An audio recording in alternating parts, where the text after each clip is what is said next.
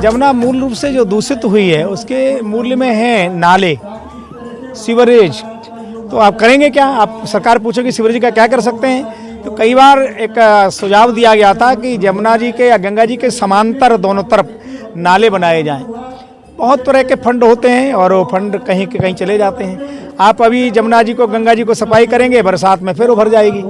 तो इसका स्थायी रूप यही है कि दोनों तरफ नाले बनाए जाएं और खुले नाले बनाए जाएं, जो नाले समय समय पर साफ किया जाए तो उसकी जो मूल धारा है वो अविरल बनी रहेगी और जो गंदा पानी शहरों का है वो भी उसका निस्तारण तो होगा ही कहीं ना कहीं। वो नालों के द्वारा समांतर रूप से चलाया जाए।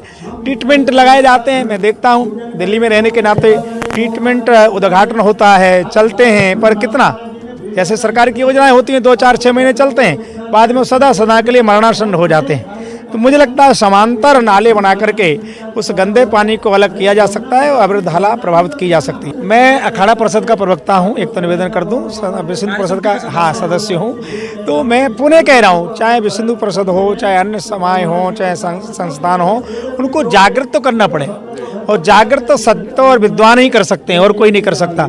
इसके लिए आप कहें कि एक बार आंदोलन किया था, पुणे पुणे करना पड़ता है। एक बार भोजन किया दोबारा फिर करना पड़ता है, कितना ही मधुर भोजन करिए दोबारा करना ही पड़ेगा।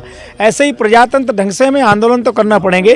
और मुझे लगता है कि दिल्ली केंद्र है तो दिल्ली में एक ऐसा संकल्प लिया जाए। बहुत देखो, किसानों ने 1 साल तक डेरा डाले रखा, सरकार के नाके में दम हो गई। तो कई उदाहरण ऐसे हैं कि हम कहीं ना कहीं थोड़ा सा हठ धर्मता करना पड़ेगी। साधुता से हम साधना तो कर लेंगे, पर केवल साधुता के आधार पर सरकारों से काम मनमानी कराएं बड़ा कठिन है। और ये सर्वजन हिताय का काम है, कोई किसी का, हमारी परंपरा का या किसी केवल साधुओं का ही काम नहीं है, सबका काम है।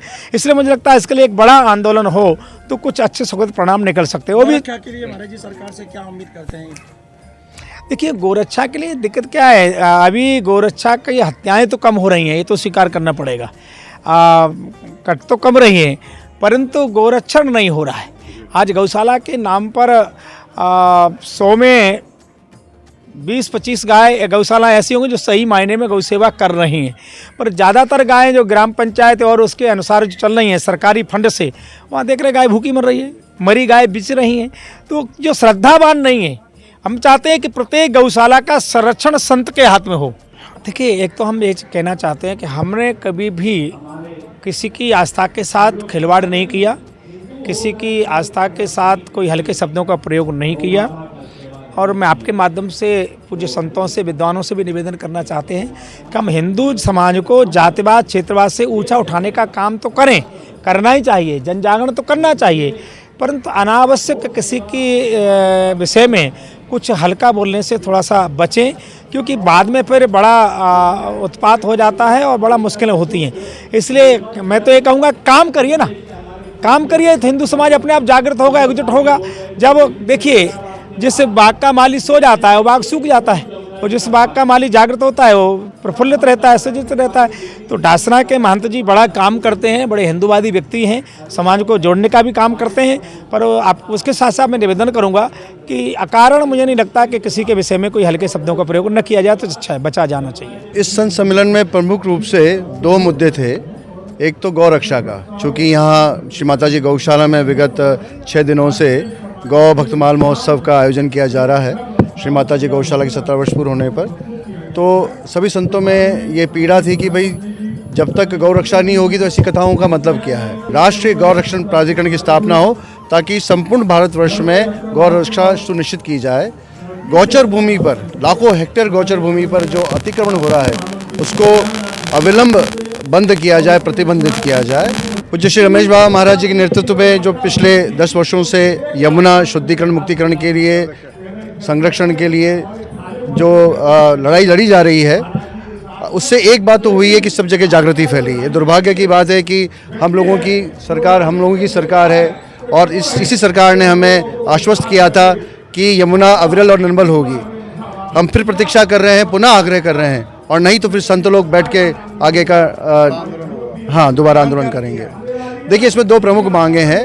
यमुना जी के निर्मलता के लिए कहा जा रहा है कि एक ऐसी नियमावली, एक ऐसा प्राधिकरण बनाया जाए जो जितने भी औद्योगिक कचरा और जितने भी नाले गिर रहे हैं यमुना तल पर, उनको तत्काल बंद किया जाए। प्रदूषण तो नदियों में उत्तराखंड से ही आरंभ हो गया है, ऐसा नहीं है। वहाँ भी यमुना जी के तट पर बड़े बड़े होटल खुले हैं, गंगा जी के तट पर होटल खुले हैं और उनकी गंदगी वहीं से यमुना जी में गंगा जी में जा रही है। लेकिन वहाँ गंदगी कम है और जल का प्रवाह अधिक है और लंबी दूरी तय करके जल शुद्ध हो जाता है। बाकी सच्ची बात तो ये है कि गंगोत्री यमुनोत्री से लेकर प्रयाग तक और प्रयाग से लेकर गंगा सागर तक संपूर्ण गंगा यमुना को अविरल और निर्मल बनाने की महती आवश्यकता है। इस संबंध में संतों के द्वारा प्रयास किए जा रहे हैं। पूज्यपाद श्री रमेश बाबा जी के द्वारा बहुत बड़ा आंदोलन किया गया था, आप सबको ज्ञात है। ब्रजवासियों का, संतों का समर्पित भाव से इसमें पूर्ण सहयोग रहा, किंतु सरकारों के द्वारा, चाहे प्रांतीय सरकारें हों अथवा केंद्र सरकार हो, क्रियात्मक रूप से जो कार्य श्री यमुना जी के शुद्धिकरण के लिए, अविरलता और निर्मलता के लिए किया जाना चाहिए था, ईमानदारी की बात है कि वो अब तक नहीं हो पाया। महाराज जी, केंद्र सरकार ने 175 किलोमीटर की लाइन राजस्थान के लिए यमुना से निकाली है, चूरू और झुंझुनू के लिए, तो क्या ब्रज के लिए वो नहीं निकाल सकते? ये तो मैंने स्वयं ये सुझाव प्रस्ताव में मैंने दिया, ये काम भी किया जा सकता है। इच्छा शक्ति हो तो सब कुछ किया जा सकता है। इच्छा शक्ति का अभाव है और बड़े दुख की, पीड़ा की बात है कि आज जब सब प्रकार की अनुकूलता केंद्र में और प्रदेश में हमें है और प्रदेशों में है, अब कहने की आवश्यकता नहीं, करने की आवश्यकता है। क्रियात्मक रूप में कुछ किया जाना चाहिए।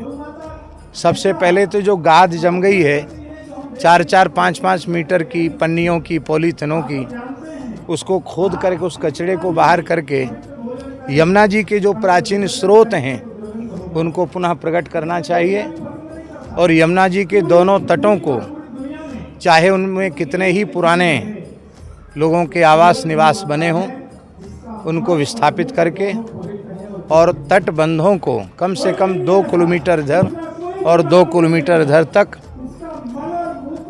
सुंदर हरे भरे यमुना के तट प्रांत के रूप में, गोचर के रूप में विकसित करना चाहिए, जिससे देश की गायों के चरने की, घूमने की भी जो समस्या है उसका भी समाधान हो और यमुना जी का भी विशुद्धिकरण हो।